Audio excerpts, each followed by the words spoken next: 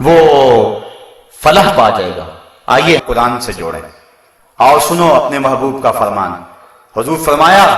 کہ قرآن اللہ کی رسی ہے، حبل ممدود من السماء الی الارض۔ اور پھر ایک حدیث سنیے، جھوم جائیے، فرمایا اس رسی کا ایک سرا تمہارے ہاتھ میں ہے، دوسرا سرا تمہارے رب کے ہاتھ میں ہے۔ فرمایا اگر تمہارا اللہ سے باتیں کرنے کو جی چاہے تو قرآن کھول کے بیٹھ جائے گا۔ حضرت سہل بن عبداللہ تستری جنگل میں رہتے تھے، کوئی شخص ان کو ملنے کے لیے گئے، کہا حضرت اس جنگل میں رہتے، آؤ نا ذرا شہر کی رنگینیاں بھی دیکھو، آؤ ذرا کہاں جنگل میں رہتے ہو، کہاں ڈیرے لگائے ہوئے، آپ آؤ شہر میں، لوگوں کو ملو، تمہارے مزاج کے لوگ بھی تمہیں ملیں گے، یہاں تنہائی میں دن راتیں کیسے کاٹتے؟ حضرت سہل بن عبداللہ فرمانے لگے تمہیں کس نے کہا کہ میں تنہا رہتا ہوں؟ انہوں نے کہا ہم خود دیکھا کہ آپ تنہا رہ رہے ہیں۔ فرمایا نہیں، جب میرا اس کی باتیں سننے کو جی چاہتا ہے تو میں قرآن کھول کے بیٹھ جاتا ہوں، اور جب اس سے باتیں کرنے کو جی چاہتا ہے تو نماز کے لیے کھڑا ہو جاتا ہوں، کبھی اپنی سناتا رہتا ہوں، کبھی اس کی سنتا رہتا ہوں۔ تمہیں کس نے کہا کہ میں تنہا رہتا ہوں؟ میں تو دم دم اپنے رب کے ساتھ رہتا ہوں۔ اس دن پوچھا جائے گا کسی امت کے پاس اس کے نبی کا کوئی معجزہ اصل صورت میں موجود نہیں ہے، تورات، زبور، انجیل، صحف ابراہیم، صحف موسیٰ، تحریف آپ آگے، اگر وہ ہدایت کی راہیں تلاش کرنا بھی چاہے تو وہ چشمہ جہاں سے ہدایت ملتی ہے وہ سوکھ گیا ہوا ہے، تحریف آپ آگے، تیقن سے کہہ نہیں سکتے کہ یہ اللہ کا کلام ہے یا نہیں، پتہ نہیں کہاں کہاں جو ہے وہ گڈ مڈ کر دی گئی ہے۔ امت مسلمہ تو شکر ادا کر کہ صدیاں گزرنے کے بعد تیرے نبی کا سب سے بڑا معجزہ اب بھی تیرے پاس اصلی صورت میں موجود ہے۔ تو اس قرآن سے اپنے من میں چراغاں کر سکتا تھا، اپنے ماحول میں روشنی دے سکتا تھا، اس قرآن کو لے کر کے تو اپنے من کے سارے اندھیرے ختم کر سکتا تھا، لیکن تو نے اس قرآن کو صرف کتاب برکت سمجھا، اس کو ضابطہ زندگی نہ سمجھا۔ تیری کچہریوں میں قانون اور جاری رہے، تیرے گھر کے اندر علاقائی رسمیں رہے، تیری شادی کے اندر ہندوانہ رسمیں رہے، تیری زندگی کا سارا تانا بانا جو ہے وہ کوئی علاقائی رسموں سے اور کچھ تیری خواہش سے اور کچھ تو نے مغرب سے لینا شروع کر دیا۔ قرآن کو تو نے پسے پش ڈال دیا، تاری یہ قرآن اللہ سے شکایت کرے گا، قرآن کہے گا مالک انہوں نے مجھے پسے پش ڈال دیا تھا، اور رسول بھی اللہ کی بارگاہ میں کہے گا کہ انہوں نے قرآن کو چھوڑ دیا تھا، پھر کیا جواب دو گے؟ تو کل قیامت کے دن جو ہے وہ جو سوال ہوں گے ان میں سے قرآن کا سوال ہوگا۔ تو فرمایا حضور نے لا تزول قدم العبد یوم القیامہ حتی یسأل عن اربع،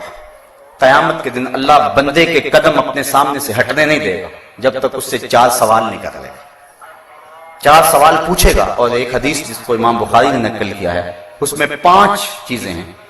اور یہاں بھی 5 ہیں، لیکن ایک چیز کو جو ہے وہ ایک سوال میں درج کیا گیا، وہ کیا ہے؟ حتی یسأل عن اربع عن عمرہ فیما افناہ، پہلے عمر کے بارے میں پوچھا جائے گا کہ تم نے اس کو کہاں فنا کیا، ہم نے عمر دی، تم نے چوکوں میں کھڑے ہو کے تو نہیں گزار دی، تم نے چائے والے پھٹے پہ بیٹھ کے تو نہیں گزار دی، تم نے قیمتی عمر کو حماموں پہ بیٹھ کے ضائع تو نہیں کر دیا، تم نے آوارگی کے اندر عمر کو برباد تو نہیں کر دیا۔ عمر کے بارے میں پوچھے گا، یہ میری نعمت ہے، تم نے میری اس نعمت کی کیا قدر کی، اس نعمت کی کیا قیمت ڈالی تم نے، اس عمر کو کہاں گزارا تم نے، اس امت کو آوارگی کے ساتھ تم نے کہاں برباد کر دیا۔ ایک سوال کرے گا۔ وَأَنْ شَبَابِهِ فِيمَا أَبْلَاهُ، جوانی کے بارے میں پوچھے گا۔ جوانوں، یہ سوال قیامت کے دن رب پوچھے گا، اور یہ بخاری کی حدیث ہے، حضور فرمایا اتنی دیر تک اللہ تعالیٰ اپنے سامنے سے بندے کو ہٹنے نہیں دے گا جب تک یہ سوال ضرور پوچھنا لے گا کہ جوانی کہاں گزاری، مجنوں تو نہیں بن گیا تھا، دنیا کی محبت میں گرفتار تو نہیں ہو گیا تھا، تیری نظر بدکاری تو نہیں کرتی تھی، تیرے خیال بہک تو نہیں گئے تھے، تیری سوچیں آوارہ تو نہیں ہو گئی تھی، تو جوان ہو کے رب کے حکموں کو توڑتا تو نہیں تھا، تیری جوانی کی دین کو ضرورت تھی، کابل میں لوگ لٹ رہے تھے، کندھار میں کافرے لٹ رہے تھے، تیری بہن عافیہ صدیقی رو رہی تھی، جیل کی دیواروں سے سر پٹک رہی تھی اور رو رو کے چیخ کے کہہ رہی تھی ہمیں چھڑا لو، ہمیں کافروں کے بیٹوں کی مائیں بننا ہم سے گوارا نہیں ہو رہا ہے۔ تم نے ان کی مدد کو پہنچے، تمہیں محمد بن قاسم اور تمہیں شہاب الدین غوری اور تمہیں صلاح الدین ایوبی کی زندگی کا باپن اور حسن اور جمال کیوں نظر نہ آیا؟ تم نے اپنی زندگی کہاں گزاری؟ تم اپنی ہی بہنوں بیٹیوں کو دیکھے ریچھوں کی طرح ناچتے رہے، تم نے اپنی ہی نظروں کو گندا کرتے رہے، تم پارکوں اور چوکوں اور بازاروں اور کالجوں کے دروازوں پر کھڑا ہو کے جوانی گزار دی، کل کیا جواب دو گے اپنے رب کے سامنے؟ تمہاری جوانی کی ضرورت تھی محمد عربی کو، تمہاری جوانی کی ضرورت تھی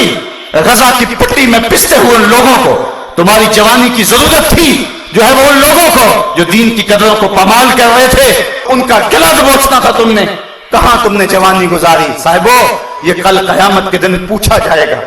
میں اور آپ تیاری کر رہے ہیں، اگر مجھے میری جوانی کے بارے میں پوچھا گیا تو میں سوچ لوں میں نے کیا کہنا ہے، اور اگر آپ کے پاس جوانی کے لمحے ہیں اور آپ سے پوچھا گیا، سوچ لیں آپ